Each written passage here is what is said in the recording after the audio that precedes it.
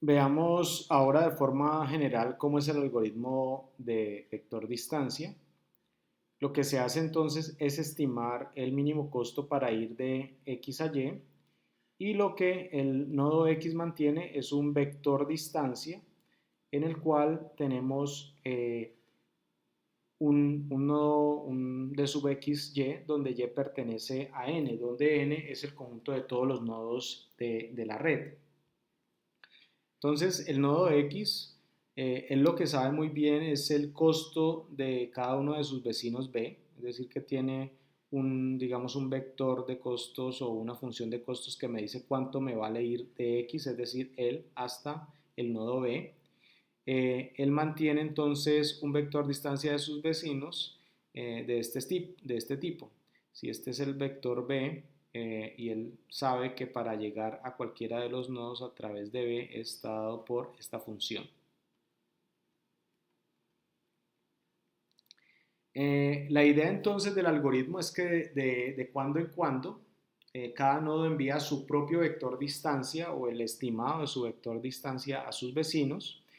Y cuando X, es decir, un nodo, recibe un nuevo de vector distancia de su vecino, entonces él actualiza su propio vector distancia utilizando la ecuación de Bellman-Ford.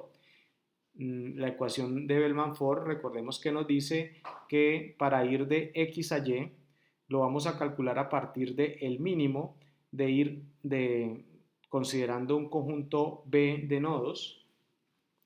Vamos a calcular entonces a través de ese nodo B cuánto me cuesta ir de X a Y. Algo que es importante es que bajo condiciones normales o naturales, el estimar ese d sub xy converge a un valor que es el mínimo en un futuro. Algo que es importante caracterizar o resaltar del vector de vector distancia es que es un proceso iterativo asincrónico.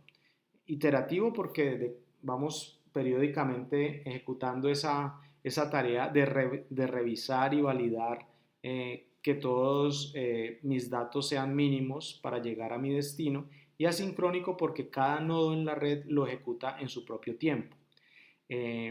La iteración que se puede observar está causada bien sea por un cambio en el costo del enlace, un cambio en el costo del enlace, y otro aspecto importante es que nos puede llegar algún mensaje de nuestro vecino donde haya una actualización de ese vector distancia, lo cual nos lleve a recalcular nuestro propio vector distancia.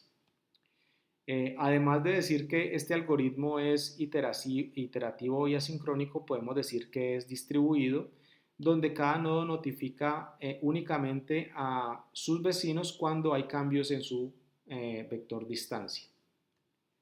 Entonces lo que sucede es que cada nodo espera por un cambio local en su costo. ¿Sí? Puede ser que un enlace que él tenga cambie o llegue un mensaje de su vecino que le obligue a tener algún tipo de recálculo de su vector distancia.